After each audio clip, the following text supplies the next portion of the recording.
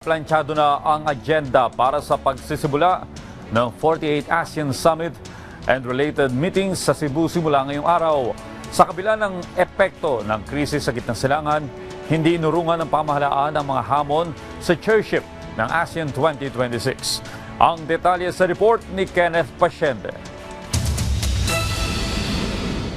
All systems go na ang pamahalaan sa pag-arangkada ng 48th ASEAN Summit and related meeting. Katunayan, pinulong ni Pangulong Ferdinand R. Marcos Jr. ang senior government officials bilang bahagi ng paghahanda ng mga serye ng pulong sa naturang aktibidad. Tinalakay rito ang mahahalagang hakbang at prioridad na agenda ng bansa, kabilang ang seguridad sa enerhiya, seguridad sa pagkain at ang proteksyon ng mga mamamayan ng ASEAN. Binigyang diin din ang mas pinaigting na koordinasyon ng buong pamahalaan upang matiyak ang maayos, nagkakaisa at epektibong pamumuno ng Pilipinas bilang tagapangulo ng ASEAN. Ayon pa sa palasyo, lahat ng operational, logistical, technical at security preparations ay kumpleto na at lahat ng sistema ay sumasailalim na sa pinal na pagsusuri at synchronization.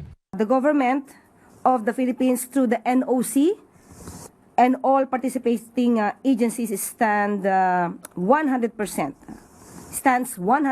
ready to deliver a secure, seamless, and world-class ASEAN Summit. Alam naman po natin, ang kadalasan na pinag-uusapan po dito ay patungkol po sa political security, economy, at socio-cultural issues. Inaasahan na mapag-uusapan sa mga serye ng pulong sa ASEAN Summit ang usapin ng energy security, bunsod ng krisis sa Middle East, gayon din ang mga hakbang para maibsan ang epekto ng krisis sa langis sa mga bansang kasapi ng ASEAN. Una nang sinabi ng Pangulo na tuloy ang ASEAN sa harap ng sigalot sa Middle East, pero gagawin anya ito sa pinakapayak na pamamaraan, kasabay ang pagtutok sa mga pinakamahalagang paksa. We will be talking about three main subjects: about the supply of petroleum and petroleum products, about the supply of food and the price of food, and migrant workers. It will be over a period of maybe a day and a half, imbes na yung mahaba. Sabi ko, baka hindi naman ngayon ang panahon na masyadong elaborate ang ating preparasyon. Ang kailangan talaga sa panahon na ito ay makapag-usap kami mga leader upang malaman natin kung what do we do in the future, what do we do for the rest of the year. Pero kahit mas simple ang pagsasagawa ng summit ngayong taon, tiniyak ng palasyo na magiging produktibo pa rin ito.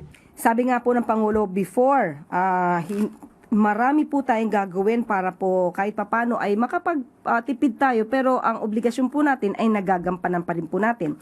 Nagkaroon po ng creation ng virtual meeting room system, VMRS, pioneered here in Manila para isa sa mga austerity measures. It uses technology to guide ASEAN member states. So meron pong 683 meetings at 174 face-to-face and 173 on deck to use VMRS in PICC. So 73 face-to-face meetings done already at ang 30 virtual meetings done na rin daw po at ang 580 more meetings will be expected. Kamakailan nang manguna si First Lady Liza Araneta Marcos sa pulong kasama ang Leaders Liaison Officers bilang bahagi pa rin ng paghahanda sa ASEAN. Ayon sa kanya, sasalubungin ang mga delegado sa magiliw na pamamaraan ng mga Pilipino. Ibinahagi rin niya ang paintings ng ASEAN leaders na gawa ng artist na si Jun Aquino. Pagpapakitaan niya ito ng talento ng Pilipino at isang makahulugan at personal na pamamaraan para sa pagtanggap sa mga delegado ng ASEAN. Ang gaganaping aktibidad sa Cebu ay dadaluhan ng head of states, senior officials at mga delegado mula sa mga bansang kasapi ng ASEAN, gayon din ang mga dialogue partner at kinatawan ng iba't ibang pandaigdigang organisasyon. Idineklara na rin ng Malacanang ang special non-working day sa Lapu-Lapu City at Cordova mula May 6 hanggang 8 upang mabawasan ang trapiko at masiguro ang kaligtasan ng mga kalahok sa ASEAN Summit. Kenneth Pasyente para sa Pambansang TV sa Bagong Pilipinas.